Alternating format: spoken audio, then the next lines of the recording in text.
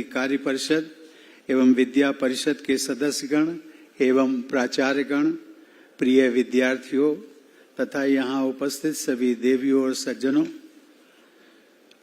आप मन ला सबो ला नमस्कार।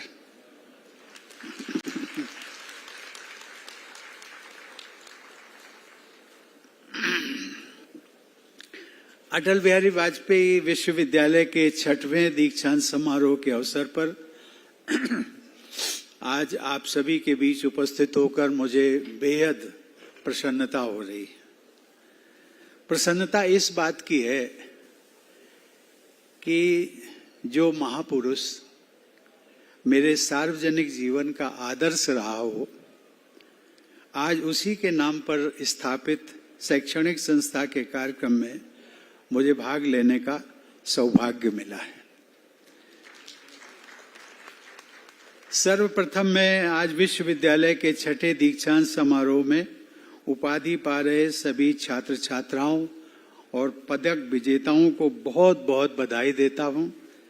आज आप सभी के लिए एक बहुत बड़ा दिन है, जिंदगी का बहुत बड़ा दिन, और साथ ही साथ आपके माता पिता, गुरुजनों और शुभ चिंतकों के लिए भी ये मेमोरेबल मोमेंट है। आज आपकी ये उपलब्धि इन सब के सतत समर्थन के कारण ही संभव हुई है। My congratulations to all of you on this wonderful achievement. मुझे प्रसन्नता है कि प्रदेश के माननीय राज्यपाल व मुख्यमंत्री दोनों ही भारत की संसद में कभी न कभी मेरे अनन्य सहयोगी रहे। इन दोनों के मार्गदर्शन में मुझे विश्वास है कि प्रदेश का विकास निरंतर बढ़ेगा। आज भारत के विश्वविद्यालयों में जहां भी जाता हूं, ये देखकर अपार प्रसन्नता होती है कि हमारी बेटियां भी हमारे बेटों के साथ कंधे से कंधा मिलाकर चल रही हैं। और सही बात तो ये है कि अधिकतर विश्वविद्यालयों में या शैक्षणिक संस्थाओं में मैंने देखा है कि हमारी बेटियां हमारे बेटों से आगे निकल रही हैं।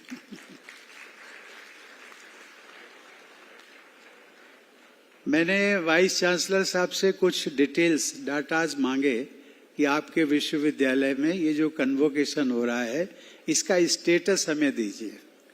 उन्होंने जो मुझे स्टेटस दिया, उन्होंने कहा कि जो हमारे गोल्ड मेडलिस्ट हैं उनको उपाधियां तो राज्यपाल महोदय के द्वारा, और मैं भी खड़ा था, कुछ ही बच्चियों को दिए गए, बच्चियों और बच्चों को। लेकिन मुझे बताया गया कि इसमें जो हमारी गर्ल चाइल्ड्स हैं, हमारी जो डॉटर्स हैं, देयर नंबर इज 52, और जो हमारे बॉयज हैं उनका नंबर है 14। इसका मतलब ये है कि अगर परसेंटेज में हम निकालें तो our daughters number is 78% while the boys is percentage is 22%. PhD doctoral degree जिसमें कि हमारी बेटियां वो 35 हैं और उनके अगेंस्ट में जो मेल हैं वो 29। और कुछ बच्चियों को मैंने देखा, अभी उनका नमूना हमने देखा जो यहाँ आई थी। राज्यपाल महोदय चांसलर की हैसियत से जब उनको मेडल्स दे रहे थे तो कुछ बच्चियों को 1 नहीं, 2 नहीं, 3 मेडल्स एक बच्ची को। That's a great achievement. और उसके लिए मुझे लगता है कि जितनी भी करतल ध्वनि से उन सब का हम सम्मान करें, बधाई दें। देवियों और सज्जनों, ये एक उभरते भारत की तस्वीर है।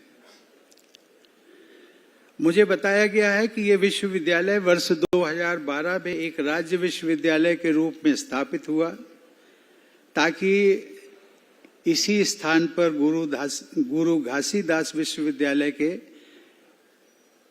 केंद्रीय विश्वविद्यालय में रूपांतरण के बाद महाविद्यालयों की आवश्यकताएं पूरी की जा सके। मुझे ये जानकर हर्ष हुआ कि ये विश्वविद्यालय इस जिम्मेदारी का निर्वहन पूरी निष्ठा से कर रहा है। आप सबके साथ ये भी साझा करते हुए मुझे प्रसन्नता हो रही है कि मुझे राष्ट्रपति के कार्यकाल के दौरान बिलासपुर में ही स्थित गुरु घासीदास केंद्रीय विश्वविद्यालय के कन्वोकेशन में भी आने का सौभाग्य मिला था। मेरे प्रिय छात्र छात्राओं, इस ऑडिटोरियम की एनर्जी देखकर, you all are young minds, energy देखकर ऐसा लग रहा है कि हमारे सभी बेटे और बेटियां एक अलग प्रकार के आत्मविश्वास से भरपूर हैं। हम सब भाग्यशाली हैं कि हम ऐसे समय में जी रहे हैं जब हमारा देश दुनिया की सबसे तेजी हुई बढ़ती हुई अर्थव्यवस्थाओं में अपना स्थान हासिल कर चुका है। हम एक विकसित देश बनने की दिशा में लगातार आगे बढ़ रहे हैं। आप सब तो और भी भाग्यशाली हैं कि आप ऐसे ऐतिहासिक क्षण में अपने जीवन की शुरुआत कर रहे हैं। हमारे शास्त्रों में कहा गया है कि विद्या धनम सर्वधनम प्रधानम, अर्थात विद्या धन सभी धनों से श्रेष्ठ है। आज आप ये विश्वविद्यालय छोड़कर अवश्य जा रहे हैं, परंतु ध्यान रखें, आपकी शिक्षा यहीं समाप्त नहीं होती है।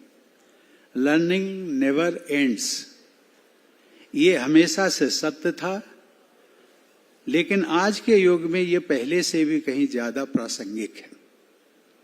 21वीं सदी में सफल होने के लिए सिर्फ एक बार सीखना ही पर्याप्त नहीं है। 21वीं सदी में सफल होने के लिए आपको अपने ज्ञान और कौशल को लगातार निखारना होगा, निरंतर नया कुछ सीखना होगा, आउटडेटेड तरीकों को छोड़कर अपने ज्ञान को, अपने कौशल को अपडेटेड रखना होगा। You will have to regularly and continuously learn, unlearn and relearn. I encourage all of you to embrace lifelong learning. प्रिय विद्यार्थियों, मैं ये भी चाहूंगा कि आप सब critical thinking, self management, emotional intelligence और इफेक्टिव कम्युनिकेशन जैसी स्किल्स को भी अपने अंदर कल्टीवेट करें। टेक्नोलॉजी तो तेजी से बदलती रहती है, पर हमारे अंदर का सॉफ्टवेयर जीवन भर हमारे काम आता है। आप सबने अपने भविष्य के लिए योजनाएं बनाई होंगी, सपने देखे होंगे। आप सबके अपने सपनों को साकार करने के लिए प्रयास करने का समय भी आ गया है। सपने देखना बहुत अच्छी बात है। हमारी कल्पनाएं ही हमारे अपने भविष्य निर्माण के लिए एफर्ट डालने की प्रेरणा देती है। अपने सपनों को साकार करने के लिए प्रयास और मेहनत करना व्यक्ति का कर्तव्य है और वही हम सबके हाथ में होता है। लेकिन सफलता का समय ईश्वर निर्धारित करता है। आने वाले वर्षों में आप अपने अपने लक्ष्यों को प्राप्त करने के लिए परिश्रम करेंगे, परंतु ये भी सच है कि जीवन की राह उतार चढ़ाव से भरी होती है। अपने जीवन की राह में जब भी कोई छोटी बड़ी बाधा आपके सामने आए, बिल्कुल भी निराश होने की जरूरत नहीं है। मेरा सुझाव है कि आप सब भगवत गीता के इस श्लोक को हमेशा याद रखें, जिसमें कहा गया है, कर्मण्येव आदिकारस्ते माँ फलेषु कदाचन माँ कर्म फल हेतुर्भूर्मा ते संगो अस्तत्व कर्मणि। अपने लक्ष्य की प्राप्ति के लिए कार्य करना आपका अधिकार है, लेकिन कभी भी परिणामों के प्रति आसक्त न हो जाए। जब भी आपको असफलता या कठिनाइयों का सामना करना पड़े तो हिम्मत न हारना, इसे विनम्रता से स्वीकार कर लेना, एक कदम पीछे हटना और सोचें कि क्या इससे कुछ अलग हटके किया जा सकता है और कौन से अन्य उपाय अपनाए जा सकते हैं। एक सकारात्मक दृष्टिकोण के साथ अपने लक्ष्य को प्राप्त करने का प्रयास हमेशा करते रहें, अंततः सफलता आपको जरूर मिलेगी। देवी और सज्जनों, कभी कभी मैं जब अपनी जीवन यात्रा के बारे में सोचता हूं तो ये पाता हूं कि मेरी यात्रा थोड़ी कठिन तो रही, लेकिन बहुत संतोषदायक रही। मेरा जन्म, जैसा कि बताया वाइस चांसलर साहब ने, मेरा जन्म और पालन पोषण उत्तर प्रदेश के कानपुर के पास एक छोटे से गांव में हुआ। आर्थिक कठिनाइयां मेरे शुरुआती जीवन का एक अभिन्न अंग रही।